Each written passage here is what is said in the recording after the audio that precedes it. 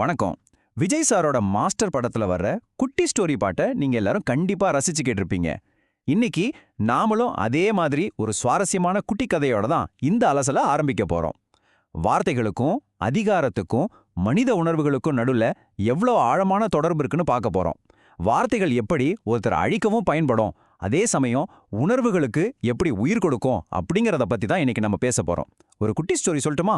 ஒரு அடர்ந்த காட்டுப்பகுதியை அப்படியே கொஞ்சம் கற்பனை பண்ணி பாருங்க. அங்க வழி தவறி வந்த ஒரு அழகான ரொம்பவே அப்பாவித்தனமான ஒரு ஆட்டுக்குட்டி ஒரு ஓடைக்கரைக்கு வருது. ரொம்ப தாகம், அதனால அந்த நீரோடையில தண்ணி குடிச்சிட்டு இருக்கு. ஆனா அதே ஓடைக்கு திடீர்னு ஒரு முரட்டு ஓநாய் வருது. அந்த ஆட்டுக்குட்டியை பார்த்த உடனே அதை அடித்துக் கொள்ளணும்னு ஒரு மோசமான எண்ணம் அந்த ஓநாய்க்கு வருது. இப்போ அங்க ஒரு செம டென்ஷனான சூழ்நிலை உருவாகுது. அடுத்து என்ன நடக்குதுன்னு பார்ப்போம். இங்க நம்ம கவனிக்க வேண்டிய ரொம்ப சுவாரஸ்யமான விஷயம் என்ன தெரியுமா? அந்த ஓநாய் ஆட்டுக்குட்டிய நேரடியா தாக்கல. அதுக்கு பதிலா ரொம்ப தந்திரமா ஒரு பொய்ய உருவாக்குது. ஓநாய் கோபமா, ஆட்டுக்குட்டியே, நான் குடிக்கிற தண்ணியை ஏன் அசுத்தப்படுத்துற அப்படின்னு சத்தம் போடுது. ஆனா ஆட்டுக்குட்டி ரொம்பவே லாஜிக்கா அறிவார்ந்த பதில சொல்லுது. ஐயா, நீங்க ஓடையோட மேல் பகுதியில நிக்கிறீங்க, நான் கீழ்ப்பகுதியில நிக்கிறேன். தண்ணி உங்ககிட்ட தான் என்கிட்ட வருது. அப்படி இருக்கும்போது நான் எப்படி தண்ணி அசுத்தப்படுத்த முடியும் அப்படின்னு கேக்குது. இங்க பாத்தீங்கன்னா ஓநாயோட தந்திரமும் ஆட்டுக்குட்டியோட உண்மையும் எப்படி நேருக்கு நேர் மோதுதுன்னு உங்களுக்கு புரியும். ஆட்டுக்குட்டி சொன்ன லாஜிக் ரொம்பவே கரெக்டா இருந்ததால ஓநாய் தன்னோட அடுத்த அஸ்திரத்தை எடுக்குது. அப்படியா, போன வருஷம் என்ன பத்தி நீ தப்பா பேசினியே, அதுக்கு என்ன சொல்ற அப்படின்னு கேக்குது. அதுக்கு ஆட்டுக்குட்டி ரொம்பவே பணிவா, ஐயா, நான் பிறந்ததே இந்த வருஷம்தான். போன வருஷம் நான் எப்படி உங்களை பத்தி பேசியிருக்க முடியும் அப்படின்றது.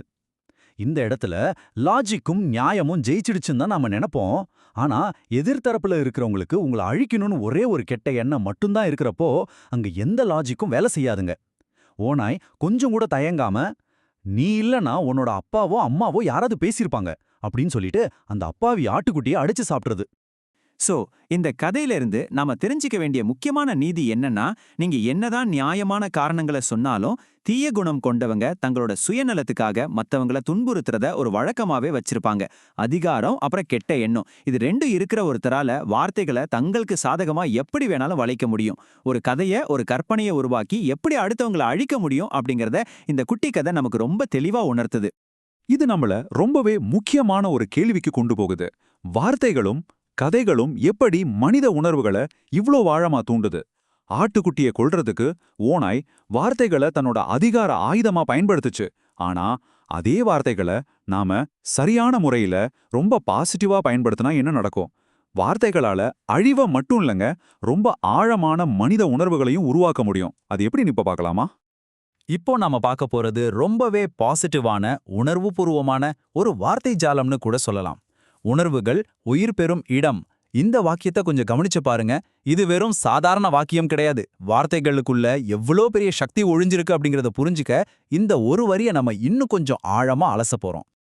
இது ரொம்ப அழகா ஒரு விஷயத்தை நமக்கு விளக்குது. என்னன்னா, இது ஒரு பிராண்டுக்கான வெறும் விளம்பர வாசகம், அதாவது டேக்லைன் மட்டும் கிடையாது. இதுவே ஒரு உணர்ச்சி. வியாபார நோக்கத்துக்காக எழுதப்பட்ட ஒரு வரியை தாண்டி இதை படிக்கிற ஒவ்வொருத்தரோட மனசுலையும் ஒரு மிகப்பெரிய தாக்கத்தை ஏற்படுத்துறதுக்காக ரொம்ப நுட்பமா டிசைன் பண்ணப்பட்ட ஒரு வார்த்தை அமைப்பு தான் இது. இந்த வரி எப்படி நமக்கெல்லாம் இவ்ளோ கனெக்ட் ஆகுதுன்னு தெரியுமா? இந்த வரியோட ஆணிவேர் எங்க இருக்குன்னா, அது உணர்வு அப்படிங்கிற வார்த்தையில தான் இருக்கு. தமிழ் மொழியில உணர்வு அப்படிங்கிற சொல்லுக்கு வெறும் ஃபீலிங்னு மட்டும் அர்த்தம் கிடையாது. அதையும் தாண்டி விழிப்புணர்வு, தன்னுணர்வுன்னு ரொம்ப ஆழமான அர்த்தங்கள் இதுல இருக்கு. ஒரு மனிதனோட அடிப்படை புரிதலையும் அவனோட மன ஆழத்தையும் குறிக்கிற ரொம்பவே ஒரு பவர்ஃபுல்லான வார்த்தை இது. உணர்வுகள் உயிர் பெறும் இடம் அப்படின்னு நாம படிக்கும்போது அது நமக்குள்ள 4 விதமான ஆழமான ஃபீலிங்ஸை உருவாக்குது. அது என்னென்னா அமைதி, ஆழம், மனிதம், அப்புறம் நினைவு. முதல்ல நாம பார்த்த அந்த ஓநாய் ஆட்டுக்குட்டி கதையில இருந்த அந்த கொடூரத்துக்கு அப்படியே நேர்மாறா இந்த வார்த்தைகள் மனித நேயத்தையும் ரொம்ப ஆழமான அமைதியையும் நமக்கு தருது. வார்த்தைகளை நம்ம எப்படி பயன்படுத்துறோம் அப்படிங்கிறதுல தாங்க ஒருத்தரோட மனநிலைவே மாத்திர சக்தி இருக்கு. வார்த்தைகளை நாம லேசா மாத்துறது மூலமா உணர்வுகள் எப்படி மாறுதுன்னு இப்ப பார்க்கலாம். உணர்வுகள் உயிர் பெறும் இடம் அப்படிங்கிறது ரொம்ப எளிமையான ஆனா பவர்ஃபுல்லான அமைப்பு. இதையே கொஞ்சம் சினிமா ஸ்டைல்ல மாத்தி பாப்போமா? சொல்லாத உணர்வுகள் உயிர் பெறும் இடம், கதைகள் அல்ல உயிர் பெறும் உணர்வுகள், அல்லது இதயம் பேசும் இடம். இப்படி ஒவ்வொரு வாக்கியத்தையும் படிக்கும்போது அது வெவ்வேறு விதமான அதிர்வுகளை நமக்குள்ள ஏற்படுத்துறத உங்களால ஃபீல் பண்ண முடியுதா? இதுதாங்க வார்த்தைகளோட மேஜிக். சரி, இப்போ நாம இந்த அலசலோட இறுதி பகுதிக்கு வந்துட்டோம். இவ்ளோ சக்தி வாய்ந்த இந்த வாசகத்துக்கு முன்னாடி எந்த வார்த்தையை சேர்த்தா அது ஒரு முழுமையான இமோஷனலான பிராண்ட் பெயரா மாறும்? நினைவுகளுக்கும் உணர்வுகளுக்கும் இருக்கிற அந்த ஸ்ட்ராங்கான தொடர்பு வச்சு இதை எப்படி செலக்ட் பண்ணலாம்னு பார்ப்போம். இதுக்கு ரொம்பவே பொருத்தமான 3 பெயர்கள் இருக்கு. 1 நினைவு, உணர்வுகள் உயிர் பெறும் இடம். 2 வாழ்க்கை, உணர்வுகள் உயிர் பெறும் இடம்.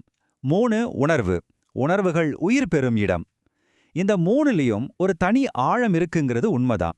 ஆனா இதுல எது ரொம்ப பிரீமியமான, அப்படியே ஒரு சினிமாவை பார்க்குற மாதிரியான ஃபீலை நமக்கு தருது? இந்த டேட்டாவை பாத்தீங்கன்னா இதுல நினைவு அப்படிங்கிற வார்த்தை மத்த 2ஐயும் விட ரொம்ப அதிகமான தாக்கத்தை ஏற்படுத்துது. வாழ்க்கை, உணர்வு ரெண்டுமே நல்ல சாய்ஸ் தான். ஆனா நினைவு அப்படிங்கிறது கடந்த காலத்தோட நம்மள ஆழமா கட்டி போடுற ஒரு மேஜிக்கல் வார்த்தை. அது நம்மளோட சொந்த அனுபவங்களை அப்படியே நம்ம கண் முன்னாடி கொண்டு வர சக்தி கொண்டது இல்லையா? சோ இந்த முழுமையான அலசலோட முடிவா நமக்கு கிடைச்ச அந்த சூப்பரான மிக சிறந்த வாக்கியம் எதுனா, நினைவு உணர்வுகள் உயிர் பெறும் இடம். நினைவுகள், உணர்வுகள், அப்புறம் ஒரு நல்ல கதை சொல்லல், இது 3 ஒன்னா சேரும்போது அங்க சாதாரண வார்த்தைகள் எல்லாம் ஒரு மேஜிக்கா மாறிடுதுங்கிறதுக்கு இது ஒரு சிறந்த உதாரணம். இப்போ நாம ஆரம்பிச்ச இடத்துக்கே திரும்ப வருவோம். அந்த ஓநாய் மாதிரி தந்திரமான வார்த்தைகளை பயன்படுத்தி மத்தவங்கள அழிக்கிற கதைகளை நாம நம்ப போறோமா, இல்ல நினைவு உணர்வுகள் உயிர் பெறும் இடம் அப்படிங்கிற மாதிரி ஆழமான மனிதத்தையும் அன்பையும் வளர்க்கிற வார்த்தைகளுக்கு நம்ம மனசுல இடம் கொடுக்க போறோமா? இந்த செஷனோட முடிவுல நீங்க எடுத்துக்க வேண்டிய முக்கியமான கேள்வி இதுதான். உங்க மனசுல எந்த கதைகளுக்கு, எந்த நினைவுகளுக்கு நீங்க உயிர் கொடுக்க போறீங்க? கொஞ்சம் ஆழமா சிந்திச்சு பாருங்க.